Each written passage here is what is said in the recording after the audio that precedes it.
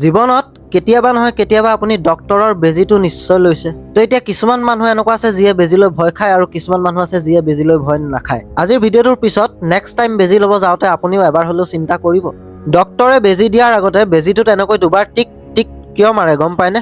যেতিয়া ডক্টৰে মেডিচিনৰ বটলটোৰ পৰা মেডিচিনখিনি বেজীটোৰ ভিতৰত ভৰাই তেতিয়া মেডিচিনৰ লগত অকমান বায়ু বেজীটোৰ ভিতৰত সোমাই যায় আৰু ভিতৰত এয়াৰ বাবল ফৰ্ম হৈ যায়। পিছত ডক্টৰে বেজীটো তেনেকৈ দুবাৰ মাৰে যাতে সেই এয়াৰ বাবলখিনি ওপৰলৈ উঠি যায়। পিছত ডক্টৰে বেজীটোৰ পৰা সেই এয়াৰ বাবলখিনি উলিয়াবলৈ অকমান মেডিচিন বাহিৰলৈ পেলাই দিয়ে, যাৰ লগত সেই বায়ুখিনি বা সেই এয়াৰ বাবলখিনি ওলাই যায়গৈ। তাৰ পিছতহে ডক্টৰে আপোনাক সেই বেজীটো দিয়ে। এতিয়া ভাবিছেনে ডক্টৰে যদি সেই বায়ুখিনি বেজীটোৰ পৰা উলিয়াবলৈ পাহৰি যায় আৰু তেনেকৈ আপোনাক বেজীটো যদি দি দিয়ে তেতিয়া কি হ'ব আপোনাৰ? ইয়াৰ উত্তৰটো হ'ল যে বেজী দিওঁতে যদি মেডিচিনৰ লগত সেই বায়ু আপোনাৰ শৰীৰৰ ভিতৰলৈ যায়গৈ তেতিয়া সেই বায়ুৱে আপোনাৰ শৰীৰত তেজৰ চলাচল ৰখাই দিব আৰু তাৰ পিছত কি হ'ব সেইখিনি মই নকলেও আপোনালোকে ভালকৈ বুজি পাইছেই চাগে। বহুতে আকৌ ভাবে যে ডক্টৰে ষ্টাইলৰ কাৰণে বেজীটোত তেনেকৈ দুবাৰ মাৰে, কিন্তু আচলতে তেনেকুৱা একো নহয়। তো আজিৰ পৰা বেজী লোৱাৰ আগত নিশ্চয় আপোনালোকে মনে মনে হ'লেও এবাৰ এই বস্তুটো নটিচ কৰিবই চাগে। তো এতিয়া ফাৰ্ষ্ট চেনেলটো ছাবস্ক্ৰাইব কৰক, ইয়াৰ পিছত নেক্সট ভিডিঅ' অহালৈ ৱেইট কৰক।